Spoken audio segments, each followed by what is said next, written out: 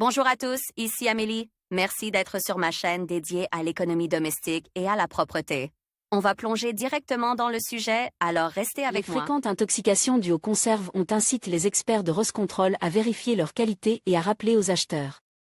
Comment choisir correctement les conserves, ou lire la date de fabrication et la date de péremption. Bien choisir ses conserves dans un magasin. Il est important de toujours tenir compte de la date de fabrication, de la date de péremption et des règles de conservation. En fonction de ces paramètres, il est facile de déterminer si les conditions de stockage dans le magasin sont respectées. Pour de nombreuses conserves, il n'est pas nécessaire de les conserver dans des réfrigérateurs ou des vitrines froides. En règle générale, les conditions de stockage permettent de conserver les bocaux contenant des produits en conserve à une température comprise entre 0 et plus 20 degrés Celsius. Ne consommez pas de conserve si vous trouvez de la rouille ou des taches sombres sur les parois intérieures de la boîte après l'avoir ouverte. Le choix d'une boîte de conserve de poisson à l'huile, fourrée à la tomate ou d'une boîte de conserve de poisson naturel dans son propre jus dépend des préférences gustatives de l'acheteur. Pour choisir les conserves de poisson, il faut connaître les nuances. En fonction de leur teneur en calories, les conserves de poisson peuvent être divisées en plusieurs catégories, très caloriques. Conserve de poisson à l'huile, moyenne, conserve à la tomate, faible, pour le poisson en conserve dans son propre jus. Il convient également de connaître la teneur en graisse de tous les types de poissons. Le maquereau est le plus gras, le colin est pratiquement maigre. Les fabricants qui commercialisent du poisson à l'huile ou à la tomate doivent respecter les normes relatives à la proportion des composants. Pour le poisson dans son propre jus, il n'y a pas de telles normes, et souvent les fabricants réduisent spontanément la quantité de poisson dans le bocal. Après la date de péremption, l'ancien étiquetage peut être effacé et remplace par un nouveau. Cette astuce ne fonctionne pas avec une empreinte métallique. Défaut des boîtes métalliques, dans lesquelles il vaut mieux ne pas acheter de poisson en conserve, la présence de boursouflure. Des deux côtés de la boîte indiquent que les matières premières sont de mauvaise qualité et que la technologie de stérilisation n'a pas été respectée. De ce fait, des processus microbiologiques se déclenchent dans les conserves de poisson, des micro-pathogènes apparaissent. La congélation et la décongélation des conserves sont à l'origine du bombage des boîtes. Le gonflement des boîtes de conserve peut être dû à la mauvaise qualité du métal, à son conflit avec le contenu. Les fuites sur les bords des boîtes indiquent que les joints ne sont pas correctement scellés. Cela se produit lorsque les fabricants utilisent du fer-blanc fin ou remplissent trop les boîtes. La déformation du fond ou du couvercle de la boîte de conserve indique un manque d'étanchéité. Des traces de rouille sur les coutures, des dépôts de rouille sur toute la surface indiquent un non-respect de la technologie de laminage. Un mauvais stockage des conserves de poisson. Idéalement, les conserves de poisson devraient être fabriquées en bord de mer, par exemple sur les côtes de la mer Baltique et de la mer Noire, ou en Extrême-Orient. Les conserves de poisson présentant de tels défauts extérieurs sont impropres à la consommation. Voir aussi l'Union pan-russe des consommateurs, avec l'aide de son centre d'expertise Roscontrol, examine des échantillons de jambon provenant. Avis des experts. Les produits en boîte se conservent longtemps grâce à la double stérilisation effectuée lors de la transformation du produit et au scellement qui s'ensuit.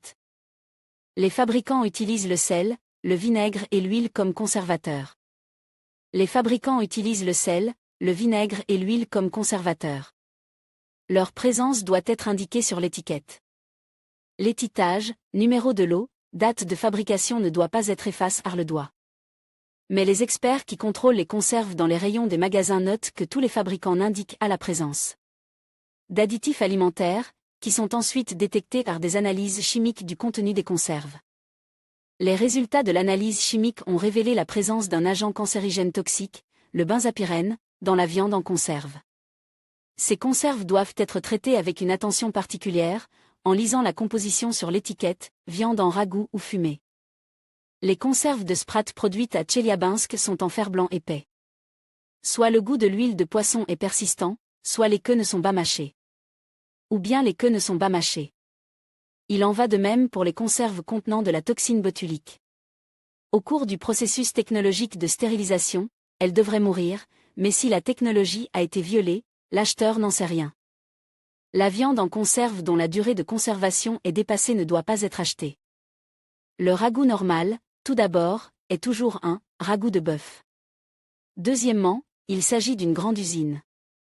Troisièmement, cette usine fait partie d'une exploitation verticalement intégrée ou est située dans un endroit où l'industrie de l'élevage de bovins à viande est importante. Même les ragoûts de viande ayant une durée de conservation normale doivent être cuits longtemps, car la toxine botulique reste vivante lorsqu'elle est bouillie pendant 15 minutes.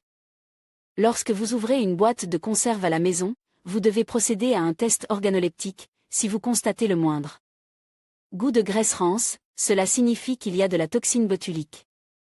La toxine botulique provoque une intoxication intestinale qui peut entraîner la mort d'une personne. Voir aussi les produits semi-finis sont d'une grande aide pour la femme moderne, surtout pour la femme d'affaires, ils permettent de gagner du temps dans la cuisine, et conseils utiles. Bien entendu, les conserves ne sont pas les bons aliments, elles ne remplacent pas les aliments frais. En même temps, les experts soulignent que la viande en conserve contient des antioxydants utiles, le bêta-carotène et le lycopène. On note leur effet positif sur le cerveau, le système nerveux et l'état de la peau. La date de péremption doit être respectée. Les conserves de poisson présentent également des avantages. Les conserves de poisson contiennent des acides gras oméga 3 bénéfiques pour l'organisme. Les conserves de thon et de sardines contiennent le calcium et le magnésium dont nous avons besoin. La date de péremption doit être indiquée par la mention « Out », conseil pour choisir les conserves, la date de fabrication figure à la fois sur l'étiquette en papier et sur le couvercle. La date estampillée sur le couvercle doit être considérée comme correcte.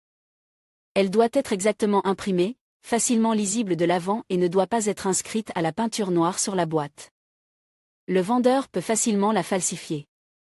Stockage d'une durée maximale d'1 an.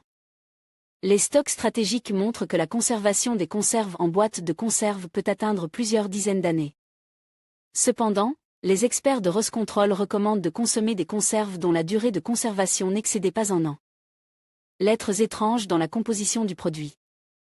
Si le poisson en conserve comporte les lettres C20 dans sa composition, cela signifie que du poisson de qualité inférieure a été utilisé pour sa production et qu'il peut y avoir des nageoires, des ventres, des parties de tétés dans la boîte. Vérifiez à l'oreille. Lorsque vous achetez du poisson dans son jus, vous pouvez secouer légèrement le bocal. Si vous entendez un clapotis, cela signifie qu'il y a peu de poisson et beaucoup d'eau dans le bocal. Voir aussi les experts de Roscontrol ont examiné des conserves de ragoût de viande. L'inspection n'apporte que sur des produits de marque. Les conserves de viande ne peuvent pas être stockées dans des boîtes de conserve. Si les pois, le ragoût et le mets ne sont pas tous utilisés, les restes doivent être transférés dans un plat en verre avec un couvercle. Et conserve au réfrigérateur pendant 3 jours au maximum.